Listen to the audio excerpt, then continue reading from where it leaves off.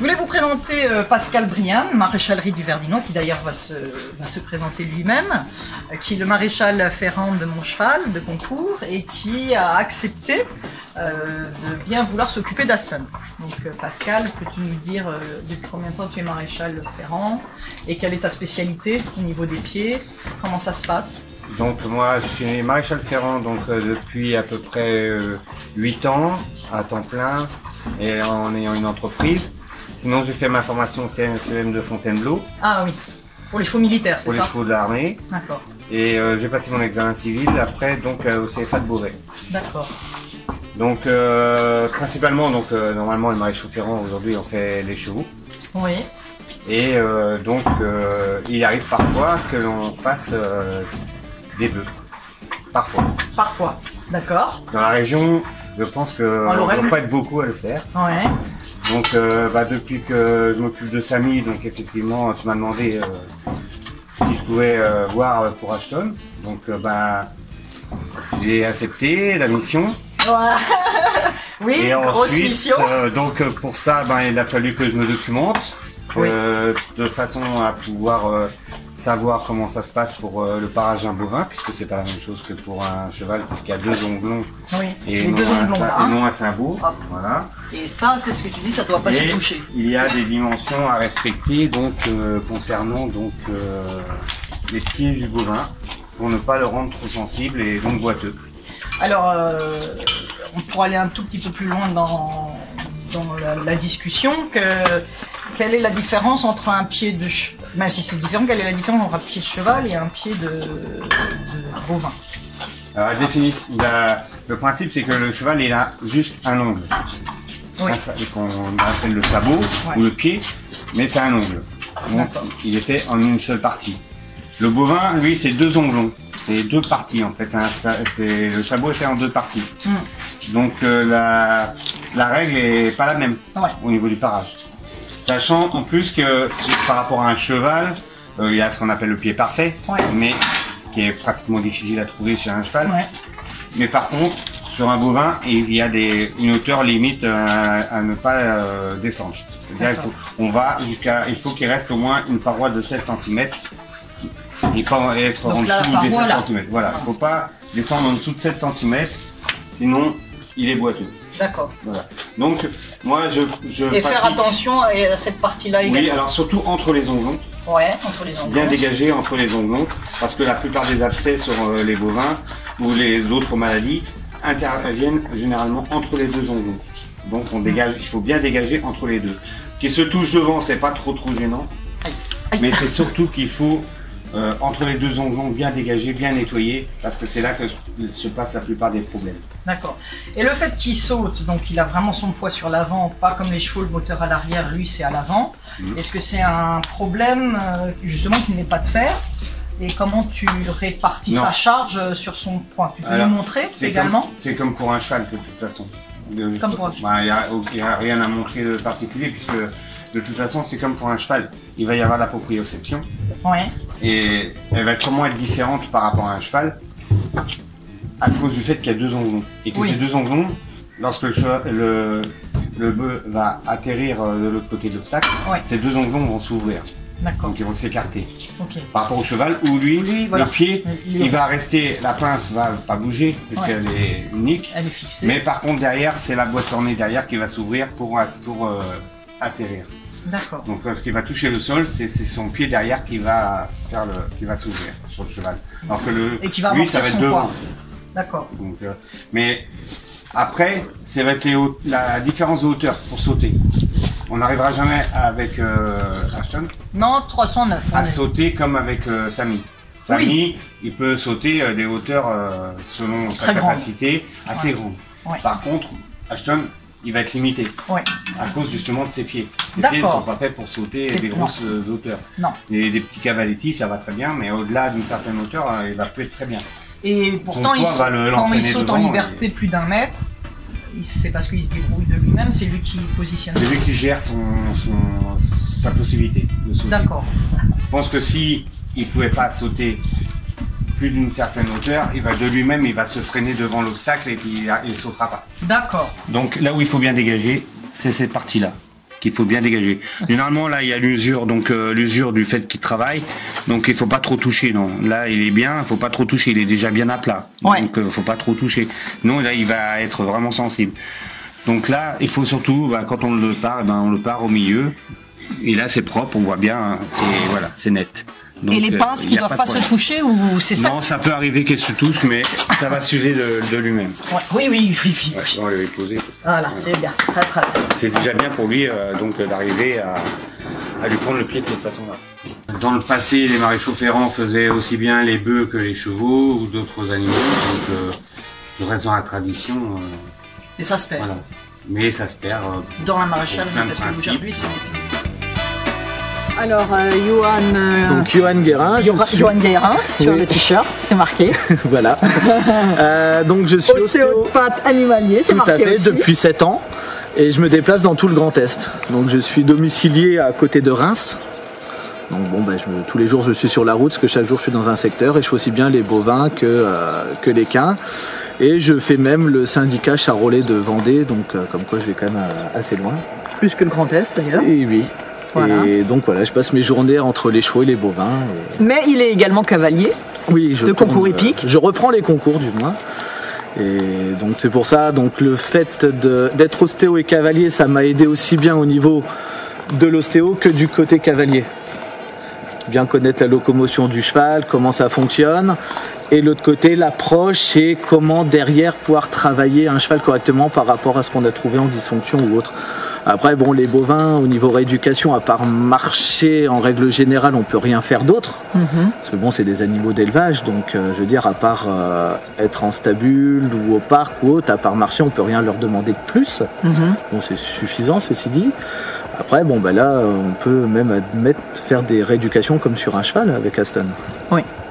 Tout simplement. Parce que comme il est au travail, il y a beaucoup de gens qui me demandent souvent quelles sont les pathologies, quels sont les risques. Pour moi, il y en a guère plus qu'un cheval. Après, c'est le poids qui restera toujours le facteur de danger. De déplacer sa masse, parce que ce sont des animaux qui sont censés donc fonctionner en propulsion, les chevaux. Que là, un taureau, c'est quand même un poil plus sur les épaules. D'ailleurs, c'est pour ça que le maréchal, quand vous le voyez, il est sur les onglets internes de devant et onglets externes derrière. Parce que justement, ils surchargent leur poids.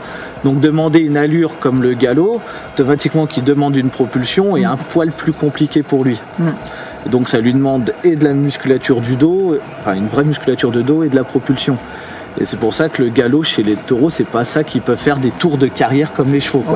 C'est beaucoup plus dur. Voilà, c'est très, effectivement, c'est très très dur. Tout simplement. Et lui, la musculation par rapport au bovin d'élevage que vous voyez, est-ce que effectivement on voit qu'il est bien travaillé dans le bon sens? On a un dos qui est beaucoup plus droit, parce que souvent sur les taureaux d'élevage, on voit ça fait une légère recourbe comme ça. Oui. Voilà. Ça, après, à part saillir et puis faire leur vie d'élevage, ils font rien d'autre du coup. Mais là, on voit un dos quand même qui est plutôt bien droit, donc ça veut dire qu'il muscle son dos. Et c'est peut-être pour ça qu'il arrive à faire tout ce qu'il arrive à faire d'ailleurs. J'ai fait beaucoup de longes, beaucoup de travail sur les barres également. Après, pareil, le 2 pistes pour travailler les épaules et la souplesse et l'équilibre, c'est très important. Alors ça, il fait 2 fois par semaine. Épaule en dedans, épaule en avant, session. C'est très bien. Voilà, ça a été d'ailleurs dans le dernier spectacle. Il est dressé comme un cheval. Oui, pas tout à fait. Non, mais c'est pour ça que c'est vrai que l'allure du galop, ou même sauter au trot, c'est facile du coup, ou au pied, même à l'arrêt ou au pas. Mais c'est vrai que du coup, lui demander le galop, de sauter au galop, restera toujours un petit peu plus compliqué. Et depuis 1 an, il arrive à faire les allures du trot, qui était exceptionnellement dur à travailler. Est-ce que c'est une allure verticale symétrique? Tout à fait. Tout simplement. Et dans les prés, ils le font pas. Et j'ai utilisé mon cheval l'année dernière pour systématiquement qu'il utilise le mimétisme pour travailler le ça trot. Reste le cheval et comme le bovin. Il le fait depuis septembre dernier. Parce que le cheval comme le bovin sont des animaux de proie. Donc c'est censé filer en ligne droite. Oui. Donc c'est pour ça que le trot naturellement le prennent pas trop, mais c'est du pas ou du galop. Oui, tout à fait. Et après ils sont plus habitués avec leur charge à galoper pendant des heures non plus, mais Et c'est pour ça que le trot, en plus, c'est un travail symétrique latéral, donc en plus c'est super dur, parce que du coup c'est leur travail vraiment leurs 4 appuis. Oui, c'est extrêmement difficile quand on lui demande du trot. C'est sûr. Mais après, c'est le travail et la musculature qui fait que ça s'améliore. Il arrive à le faire parce que ce qui est marrant, comme moi je travaille toujours dans le jeu et le bien-être. Quand il n'a pas envie, on ne fait pas. Mais en spectacle, il a toujours envie d'y aller parce que ça l'amuse. Et j'ai fait en sorte de toujours travailler mes premiers spectacles en jouant. Ouais. Et en utilisant ça, il est toujours très fier, très motivé. Et donc, c'est là où en spectacle que je fais les plus beaux trots, c'est en spectacle. Il est motivé.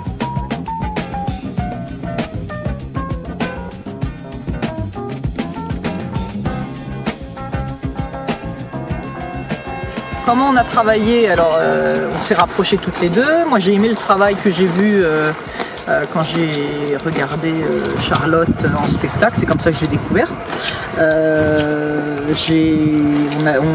Ça a se matché tout de suite et on s'est dit tiens, pourquoi pas on ferait un duo ensemble, parce que ça sort de l'ordinaire d'avoir un cheval et un taureau ensemble. Cette mixité est intéressante, surtout dans le travail entre les deux animaux, de voir comment ils réagissent. Alors évidemment, comme tu dis, ta jument connaissait les bovins, et lui, son copain, il connaît les chevaux, il va dans les écuries régulièrement, donc c'est vrai que les chevaux, il est à l'aise avec. Comment tu pourrais résumer notre travail en duo? Je pense qu'on s'est servi de nos expériences à toutes les deux pour monter un petit numéro, quoi. Ouais. Un petit numéro qui pouvait, on sait, plus orienté vers du carrousel. Ouais, un petit peu. Ouais. Parce qu'il fallait démarrer sur quelque chose. Oui, voilà. Ta jument n'était pas suffisamment prête pour du dressage de haute école.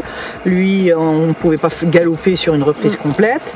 Donc, il fallait faire aussi avec les compétences des agneaux. Oui. Et puis, l'endurance de Aston, parce que les allures sont plus difficiles à travailler. On en reparlait justement récemment avec l'ostéopathe et le vétérinaire, que le galop, ça lui demande un effort énorme, mais qu'en spectacle, il le donne quand même. Oui, oui. Voilà. Et donc l'idée à partir du moment où les animaux ils aiment ça, ils sont totalement différents en spectacle. Ta jument aussi. Celle-ci, je ne le ressens pas encore beaucoup parce qu'elle est très sérieuse en répétition comme en spectacle. Je l'ai énormément ressorti avec mon autre jument qui pouvait faire n'importe quoi en répétition et qui était très studieuse le jour J. Voilà. Comme ça, c'est un chevaux de concours hippique. Voilà, Angel, je ne l'ai pas encore trop ressenti parce que j'ai pas fait autant de spectacles aussi avec elle. Et de toute façon, au travail à la maison, elle est déjà très sérieuse. Donc, autant être très sérieux sur les deux. Parce que si elle me faisait l'inverse de l'autre, c'était moins drôle non plus. Oui, ça c'est sûr. Mes reprises, mes chorégraphies soient par cœur dans la tête pour le jour J, puisse aussi improviser pour gérer son énergie. Ah oui, ouais, bien sûr. Ouais. Tu fais ça aussi? Oui, mais après un cheval c'est différent. Pourquoi? Parce que ça se gère quand même beaucoup mieux qu'un taureau, je pense. Après, s'il y a un loupé, on rattrape beaucoup plus facilement, je pense. C'est l'impression que j'ai. Parce que toi, ça fait des jeux.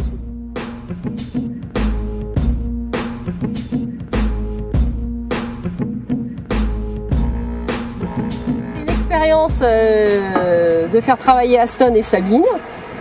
Après, ce n'est pas que mon créneau, bien entendu, puisque je suis plus dans les chevaux, les poneys, l'enseignement auprès des enfants, des plus jeunes jusqu'aux adultes. Voilà. C'était une expérience très enrichissante qu'on va continuer encore cet hiver de faire travailler Aston. Les concours hippiques que tu fais. Après, à côté de ça, c'est vrai qu'on travaille on va en concours hippique, on fait du saut d'obstacle, je peux emmener des cavaliers. À la fois en épreuve poney, à club et en amateur. Voilà. En dressage, on peut affiner encore, je pense. Donc qu'ils soient encore plus précis dans les mouvements. Mais après, ça, pour des gens qui ont l'habitude de voir du dressage, ils comprendront. Pour des personnes qui ne connaissent rien au dressage, ce qu'il fait, c'est déjà très bien. Donc, je pense qu'on peut aller un petit peu plus loin dans le dressage. Surtout quand on a commencé à travailler les demi-tours autour des épaules et des hanches. Ça ressemble un petit peu plus à la pirouette, je pense qu'on doit pouvoir y arriver. Après, épaule en dedans, session à la jambe, c'est bien. Et puis sauter, on peut continuer, mais à travailler plus sur des exercices comme ça, gymnastique, qui l'amusent beaucoup. par rapport à d'autres personnes, ou plutôt d'autres cavaliers. Il y a beaucoup de gens qui ont des a priori sur les bovins, forcément, parce qu'ils ne voient pas toutes les choses qu'on a pu faire. On les a toujours utilisés par le passé pour les labours, et puis maintenant dans les champs, c'est quand même... on n'en voit pas du tout travailler dans une carrière avec des chevaux. donc les gens sont surpris. Tout ce qui est nouveau, qui sort du cadre habituel, fait poser des questions et amène beaucoup de critiques au début. Et puis finalement, on se rend compte que maintenant, c'est plus des commentaires positifs que des critiques négatives. Donc, voilà. Et en plus, ça montre qu'un bovin peut faire quand même beaucoup de choses. En plus, malgré sa taille et son poids, je trouve qu'il est très souple. Bon, j'ai fait beaucoup d'exercices de souplesse quand il était jeune, pendant 2 ans, justement pour pouvoir être amené à faire du dressage par la suite et qu'il soit plus à l'aise dans ses pattes. Mais justement, le travail de dressage qu'on fait nous, simple, session à la jambe, épaule en dedans, demi-tour autour des hanches et des épaules, ça les assouplit. C'est le travail qu'on fait avec les chevaux pour les assouplir. Tout ça, on le retrouve et c'est ce qui l'aide peut-être à être plus souple après pour pouvoir sauter les obstacles. Parce qu'il a besoin d'avoir souplesse aussi dans son dos quand il va sauter, être plus à l'aise et puis pouvoir pousser avec les postérieurs quand il va sauter.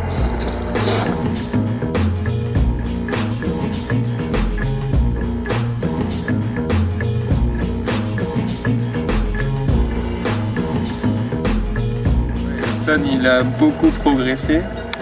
Surtout dans la condition, la tonicité, parce qu'en liberté, on sait qu'il fait un peu le con, mais monté, c'est vrai qu'il était un petit peu plus feignant.